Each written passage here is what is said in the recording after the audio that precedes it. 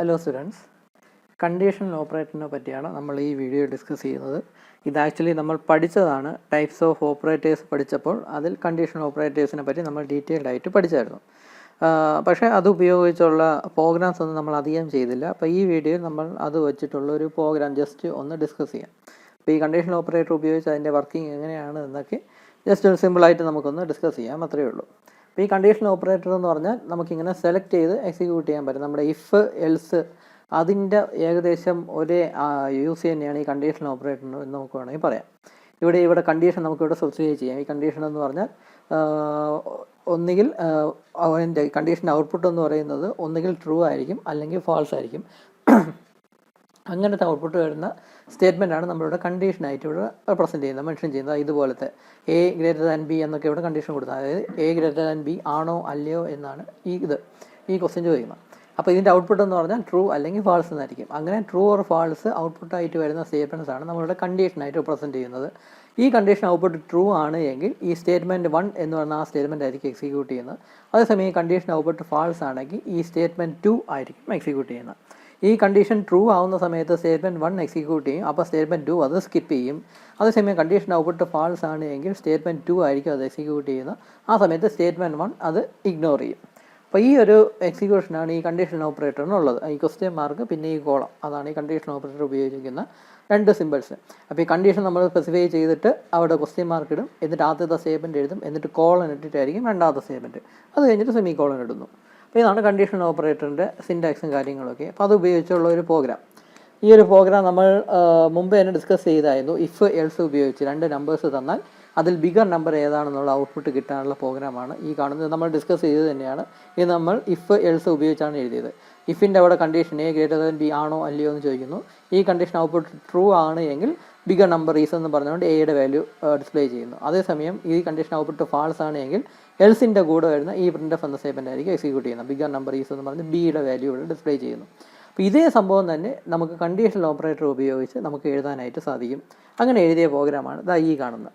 ഇവിടെ സ്കാൻഎഫ് എയിലോട്ടും ബിയിലോട്ടൊക്കെ സ്റ്റോർ ചെയ്യുന്നു. അത് കഴിഞ്ഞിട്ട് പ്രിൻ്റ് എഫ് എന്ന സ്റ്റേറ്റ്മെൻറ്റ് ഇവിടെ കൊടുത്തിട്ടുണ്ട്.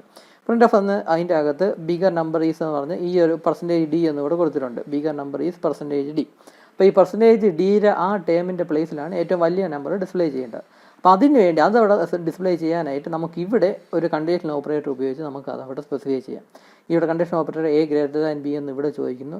ഈ കണ്ടീഷൻ്റെ ഔട്ട്പുട്ട് ട്രൂ ആണ് എങ്കിൽ എ എന്നത് എക്സിക്യൂട്ട് ചെയ്യുന്നു. അതായത് ഈ %dയുടെ സ്ഥാനത്ത് എ ആയിരിക്കും, എയുടെ വാല്യൂ ആയിരിക്കും ഡിസ്പ്ലേ ചെയ്യുന്നത്.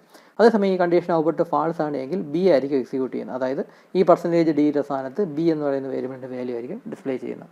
അപ്പോൾ അങ്ങനെ കണ്ടീഷൻ ഓപ്പറേറ്റർ ഉപയോഗിച്ച് നമുക്ക് ഈ സംഭവം വളരെ സിമ്പിളായിട്ട് ഡിസ്പ്ലേ ചെയ്ത് കാണിക്കാം. അപ്പോൾ ഇങ്ങനെയൊക്കെ നമുക്ക് കണ്ടീഷണൽ ഓപ്പറേറ്റർ ഉപയോഗിക്കാനായിട്ട് സാധിക്കും.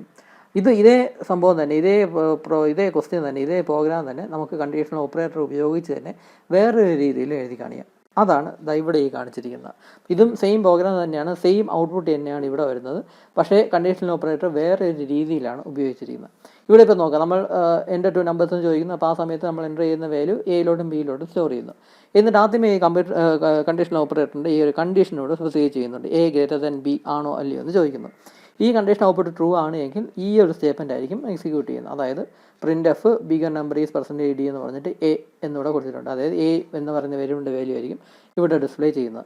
അതേസമയം ഈ കണ്ടീഷൻ ഔട്ട്പുട്ട് ഫാൾസ് ആണ് എങ്കിൽ ഈ സ്റ്റേറ്റ്മെൻറ്റ്, ഈ രണ്ടാമത്തെ സ്റ്റേറ്റ്മെൻറ്റ് ആയിരിക്കും എക്സിക്യൂട്ട് ചെയ്യുന്നത്. അതായത് print F bigger number is എന്ന് പറഞ്ഞ് ബിയിലുള്ള വാല്യൂ അവിടെ ഡിസ്പ്ലേ ചെയ്ത് കാണിക്കുന്നു. അപ്പോൾ ഇങ്ങനെ നമുക്ക് കണ്ടീഷണൽ ഓപ്പറേറ്റർ ഉപയോഗിക്കാനായിട്ട് സാധിക്കും.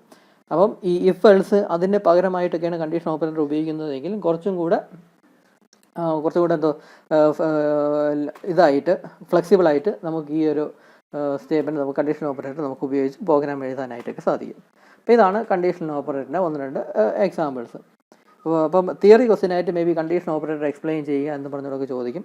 അതല്ല എങ്കിൽ പ്രോഗ്രാം എഴുതാനായിട്ട് ചോദിക്കുമ്പോൾ തന്നെ ചിലപ്പോൾ കണ്ടീഷൻ ഓപ്പറേറ്റർ ഉപയോഗിച്ച് പ്രോഗ്രാം എഴുതുക എന്നും ചിലപ്പോൾ ചോദിച്ചെന്നിരിക്കും. C program to find the largest of 2 numbers using condition operator, ഇങ്ങനെയൊക്കെ പറഞ്ഞ് കണ്ടീഷൻ ഓപ്പറേറ്റർ ഉപയോഗിച്ച് പ്രോഗ്രാം എഴുതുക എന്ന രീതിയിലും ചിലപ്പോൾ ക്വസ്റ്റ്യൻ ചോദിച്ചെന്നിരിക്കും. അപ്പം ഈ വീഡിയോയിൽ ഇത്രയേ ഉള്ളൂ. നമുക്ക് ബാക്കി അടുത്ത വീഡിയോ നമുക്ക് കണ്ടിന്യൂ ചെയ്യാം. Thank you.